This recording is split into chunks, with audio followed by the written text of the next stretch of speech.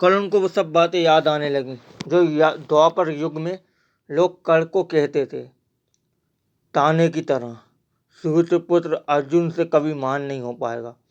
उसे एक बार भी अर्जुन से सीधे मुकाबला करने का मौका नहीं दिया गया, सारी प्रतिभा होने के बाद भी। और फिर अगर अर्जुन की वजह से मेरा पुनर्जन्म हुआ है तो ये लॉकेट भी उसने रखा है। नहीं, कुछ भी तय करना अभी बहुत मुश्किल है। मुझे लगता है सच तक पहुंचना है और पहले पहेली सुलझानी है, तो फिर समाइका को ढूंढना ही होगा। अगले दिन रहीम और कर्ण रहीम के मालिक के सामने थे। रहीम के मालिक ने, तुम्हें लगता है मैं तुम्हें नुकसान पहुंचाने के लिए किसी को भेजूंगा? करण महेश्वरी, मैं महेश्वरी खानदान की गद्दारी करूंगा? मैंने तो उन्हें तुम्हारी सुरक्षा के लिए भेजा था। वैसे भी इस रेगिस्तान में दो राज्य हैं, केलपुर का। दोनों के बीच अच्छे संबंध नहीं है। केलपुर का राजा महानायिका से डरता है और नायिका का सुल्तान भी केलपुर से बैर रखता है। तो मैं इस समझाना चाहता था कि तुम किसकी तरफ हो। तुम आखिरकार किसकी तरफ बढ़ रहे हो, यहाँ तक कोई नहीं रहता। मैं तुम्हारे सवालों का जवाब देने नहीं आया, करण ने बोला। वही तो मैंने अभी तुम्हारे लोग सिर्फ तुम्हारी रक्षा के लिए भेजे थे। अगर रहीम ने अपना काम ढंग से किया होता तो वो इस तरह अनप्रोफेशनल बात नहीं कर रहे होते। और यहाँ तक मैंने सुना है मेरे सिपाही तुमसे दूर ही थे, तुम उनके पास गए थे। करण को अजीब लग रहा था कि कारीगर को एक भी कातिल और रेत के जादूगरों का नाम तक नहीं पता। कैसे पता नहीं कि करण का ताबूत और उसकी उंगली मेरे पास है। करण ने फैसला किया कि इस बारे में कुछ नहीं बताएगा।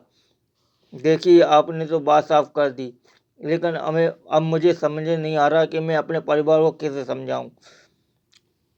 मैं समझा नहीं। एक महेश्वरी की जान खतरे में थी आपके राज्य में। जब महेश्वरी खानदान को कैसा लगेगा? करण महेश्वरी, मैं नहीं जानता कि आप इस झगड़े के मैं नहीं चाहता कि आप इस झगड़े के बीच में बलि का बकरा बने। तो मैं रहीम को अपने साथ ले जा रहा हूँ। और हाँ, वहाँ रेगिस्तान में आपको क्या मिला? मालिक ने पूछा। रेत, करण ने हंसकर कहा। उसने ताबूत और बाकी सब कुछ अपने कोट में रख लिया था। करण को योगी साइका के साथ अनुसुईया के बारे में कुछ पता चला था, जो साइका के जाने के कुछ साल बाद दुनिया से छोड़कर चली गई थी। लेकिन अभी जाने में उसे ढूंढना ठीक नहीं समझा। जो उसे खटक रहा था कि बनारस वापस लौट कर आया, असल में करण को थोड़ा शक हो गया था और बनारस में उसे महल के अंदर अर्जुन का ताबूत देखना चाहता था और परीक्षित का भी। जब से वो वापस आया उसे पता चला कि महेश्वरी खानदान ने तय किया है ब्लड सेरेमनी के बाद मुखिया की सेरेमनी होगी और पहली बार कोई नाजायज महेश्वरी इसमें भाग लेगा। करण में को इसमें कोई दिलचस्पी नहीं थी, लेकिन जिस जंगल में सेरेमनी होती है वहीं अर्जुन का ताबूत छिपा हुआ था। करण को इससे बेहतर कोई मौका नहीं मिल सकता था। और और वो शिवराज इस सेरेमनी में कूद पड़े। जंगल से ठीक बीच एक हरित राक्षस को आसानी से खत्म हो रहे हैं और करण अकेले जंगल में हरे रंग के राक्षस से लड़कर उन्हें खत्म कर रहा था। उसके लिए यह बहुत आसान था। इस बार कोई रूल नहीं, कोई नियम नहीं, कोई प्रोटेक्शन नहीं होगा। बस सीधा जंगल में, जो अपने साथ पूरी भयानक ताकत के लिए मेरा काम है। मुझे काले किले की तरफ पहुंचना है, जहाँ किसी ने अपनी अक्षणी सेना के जिस तरीके से ट्रेन होती थी उसी तरीके से ट्रेन हुए 60 योद्धा मेरे इंतज़ार कर रहे होंगे। सीना ने सब बात बता दिया है। करण जंगल के अंदर चलता जा रहा था, तभी उसे सामने घोड़े पर सवार 20 योद्धा आते दिखे। करण सतर्क हो गया। उन 20 योद्धा ने एक साथ करण पर वार किया।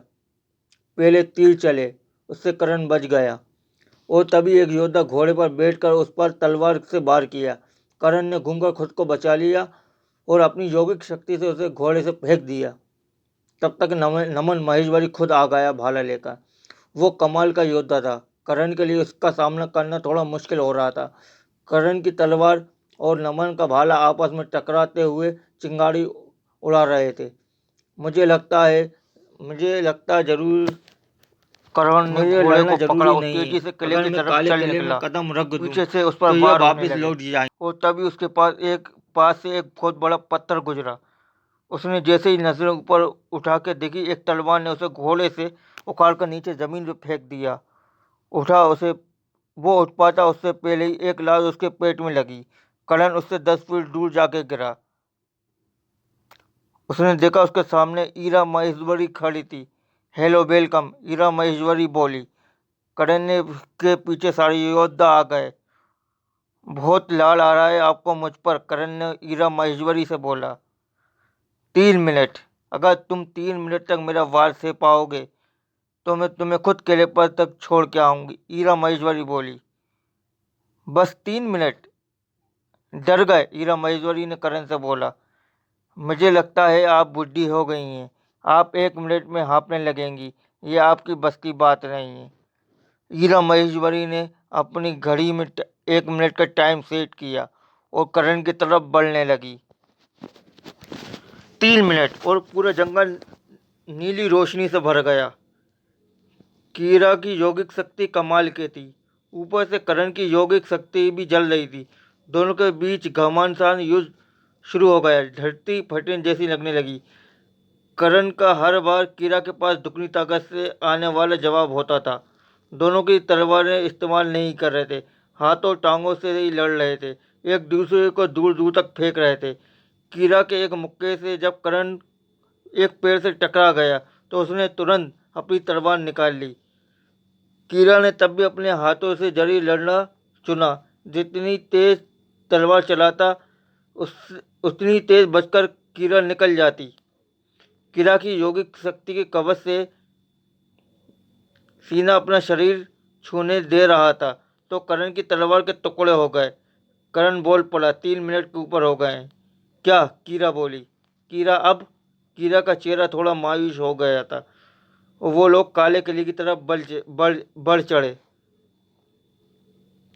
उसे सभा के पास ले जा रही थी।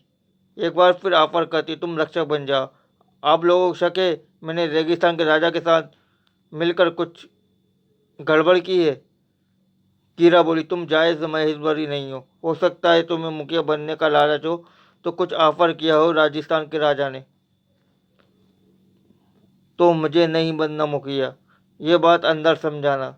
सभा के अंदर सबसे प्रथम मुखिया प्रकाश महेश्वरी विशाल महेश्वरी थे। रक्षक संघ के सब लोग थे।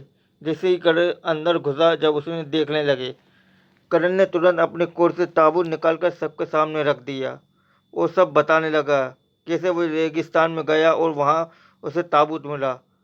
कर्ण का योगी साइका के पीछा कर रहा था और अमली के कर्ण के राख का इस्तेमाल करके एक योद्धा बनाया है जिसे उसे हरा कर आया हूँ। तुम अंगली से कैसे बचे? क्योंकि मुझे खुद कलयुग ने आकर उसे रोका। सब सन्ने रह गए। कलयुग, ये बात सुन किसी को समझ नहीं आया क्या बोल रहा है कर्ण। एक तरह से असंभव बात लग रही थी और दूसरी ओर क्या ये सच में कलयुग आया था? उस कवचधारी के शरीर में आया था, कर्ण बोला। और उसने मुझे एक चेतावनी देने को कहा है महेश्वरी खानदान को। उसने कहा है कि महेश्वरी खानदान के साथ उसका जो समझौता है उसकी उम्र अब लंबी नहीं रही। सच सत्य में आ गए, कलयुग का सीधा कहना है और अब वो अपनी करेगा। महेश्वरी ने जो अपने विस्तार रोक रखा था अब उसे नहीं मानेगा, नहीं तो उसे सीधा सामना करना होगा। वैसे भी महेश्वरी खानदान से हर कोई जलता है और कोई उसे कंट्रोल छीनना चाहता है। दूसरा, यौगिक साई का खुद का ताबूत बचाने के लिए कोशिश की थी और मैं उनका दूर का स्टूडेंट हूँ। मैं उनके स्टूडेंट से मैंने कुछ सीखा है तो ये मेरा धर्म है कि मैं इस ताबूत को साई ताबूत के भंडार में रखूँ। सब उसकी बात सुन रहे थे। सवाल किसी के पास नहीं बचे थे। अगले दिन वो सब जंगल के अंदर पत्थर के सामने खड़े थे। जैसे ही पत्थर को हटाया गया, एक दूसरा मैदान नजर आने लगा जिसके बीच में एक महल बना था। उसके अंदर वहाँ एक अर्जुन की मूर्ति थी और वहीं उसके पीछे एक ताबूत। पांडव और परिचित को राज सौंप रहे थे। पांडव जब परीक्षित को राज सौंप रहे थे तब उन्होंने अपने शाही कपड़े वहीं महल में त्याग दिए थे। इस ताबूत में अर्जुन के पहने हुए कपड़े हैं और उन्होंने महाभारत के समय पहने थे। अर्जुन की आखिरी निशानी। कर्ण सांस रोक के खड़ा था। उसने ईरा को कन्विंस कर लिया था कि एक बार उसके अर्जुन के ताबूत की तलाशी लेनी चाहिए।